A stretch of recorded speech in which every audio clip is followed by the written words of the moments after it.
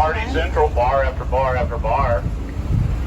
And the most famous bar, of course, is Sloppy Joe's. That's where Hemingway would go to drink with the owner, Sloppy Joe Russell. They were great friends outside the bar, too. They loved to fish together.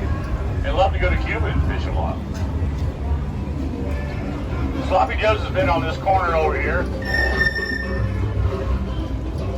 since 1937. From 1933 to 1937, that yellow building over there to the right, that was the Sloppy Joe's. But one night in 1937, the landlord came in and said, Russell, I'm ready to your rent $1. He said, no, you're not. Boys, pick up your bar stools and your drinks. We're moving. In 1961, just after Hemingway's death, they found a box. They went into Joe Russell's office. They found a box of Hemingway memorabilia. In that box were some uncashed royalty checks and an unpublished manuscript, Island in the Stream. Island in the Stream was published after Hemingway's death. Remember I told you earlier that you're going to hear the name Curry quite a bit on the show. William Curry, Florida's first millionaire, had 11 kids. And their names are synonymous with some of the biggest mansions on the island. We've already talked about one of his daughters, Florida. She and her husband had the southernmost house. Well, this Hard Rock Cafe on my left over there, that originally belonged to his son Joseph. That was his house. He had another daughter named Eleanor, who was married to Mr. Ellington. That was their house right there. This white house on my right over here with the flags on it, that's the oldest house in Key West. It was built in 1829 for Captain Francis Watlington, his wife, and 9 daughters. On my left over here, you're going to see this big white church. Check out the stained glass windows on the side and on the front of it. It's been a church there since 1832. It's the oldest diocese in Florida. That's the fourth building to stand there. 2 were knocked down by hurricanes, and 1's a fire of 1886 got. This is the St. Paul. Those stained glass windows up there, they were made by Tiffany's, and they are insured by Lloyd's of London for over $1 million. This yellow building to my right over here, that's the Concha Hotel. A lot of famous people have stayed there, including Tennessee Williams. He stayed there in 1947 while he did the rewrite to his play, A Streetcar Named Desire. While he was there, he fell in love with Key West, and 2 years later, he came back and bought a house. Lived here for almost 30 years until his death. The Concha was built in 1926, and it is the tallest building in Key West that's not on military property. It's 7 stories high. Today, you can't build them over 3 stories. Coming up on my right, you're going to see the original Margaritaville Cafe. It opened in 1985 by Jimmy Buffett and a local man named Kevin Boucher.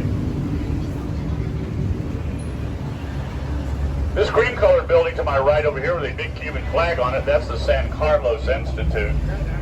There's a story behind it that I'll tell you in a minute. This Walgreens on my left over here was originally the Strand Theater. I want you to look around that Strand sign. It's that very, very intricate architecture up there. That's called Rococo architecture, and it's rarely seen outside of Havana. I told you there was a story behind the San Carlos. That's the second building to stand there. The first building was built in 1871, and that's where the fire of 1886 started. Nobody knows for sure exactly how it started, but a lot of people believe that it was arson. And they believe that it was set by Spanish loyalists who were upset at the Key West Cubans for giving aid and support to Cuba in its bid for independence from Spain. And they believe it because they believe the story. And the story is that there was an article in a Havana newspaper about the fire at San Carlos 2 days before it happened. What happened? Now, if that story's true, that's a big if in my mind. I certainly understand their suspicions, but I'm pretty agnostic on that one.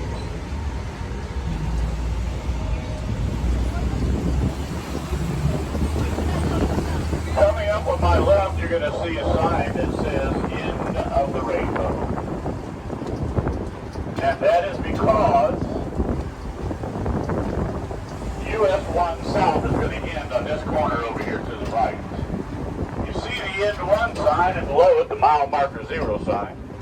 Well, that mile marker 0 sign is new. And it looks nothing like the one that it replaced. The one that it replaced was the most photographed and most stolen sign on this island. And it looked exactly like that. And I do mean exactly like that. I am not going to admit in front of the security camera that I stole the sign. But I will tell you this much, it took a 9/16 socket to get it off of there. This White House to my right there with the peach-colored shutters, that was the house for Francisco Marrero. During the 1850s, early 1850s, he was in a jail in Cuba. He bribed his way out, came to Key West, became a very successful Cuban cigar maker. He built that house, married a Key West woman, had some Key West kids. Later on, he returned to Cuba on a business trip and died mysteriously. His wife inherited the house, the business, and the bank account. A short time later, there was a knock on her front door. Standing on her front porch Where's the house? was the Cuban Mrs. Marrero that he had never divorced. Whoa, Lord.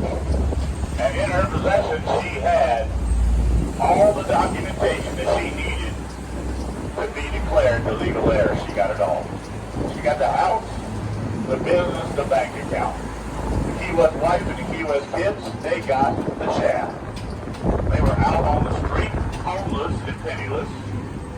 She vowed that she would return to that house one day.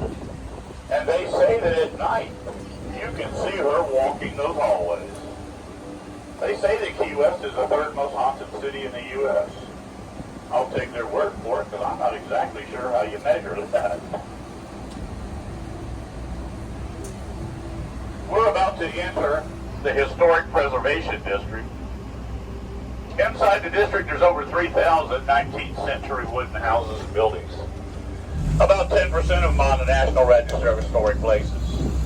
Also inside the district are the 4 remaining types of architectural styles that we haven't talked about. We talked about the shotgun house. Coming up on my right is 618 is the second style.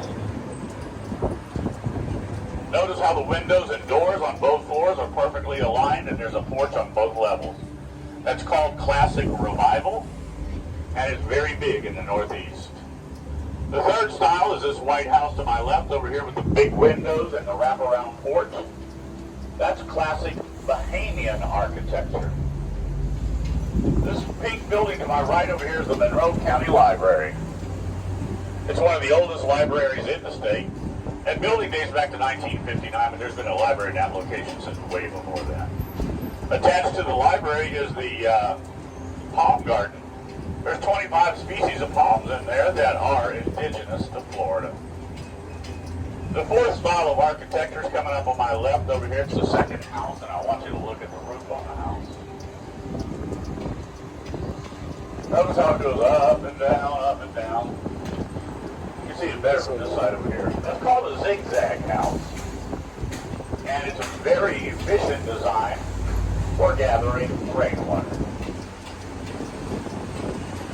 This big yellow building coming up on my left over here, that was a sponge warehouse. Sponges were discovered in the shallow waters around Key West in the mid-1800s. It gave us a nice shot in the arm. Economically, at one point in time, we provided 90% of the sponges that the U.S. used.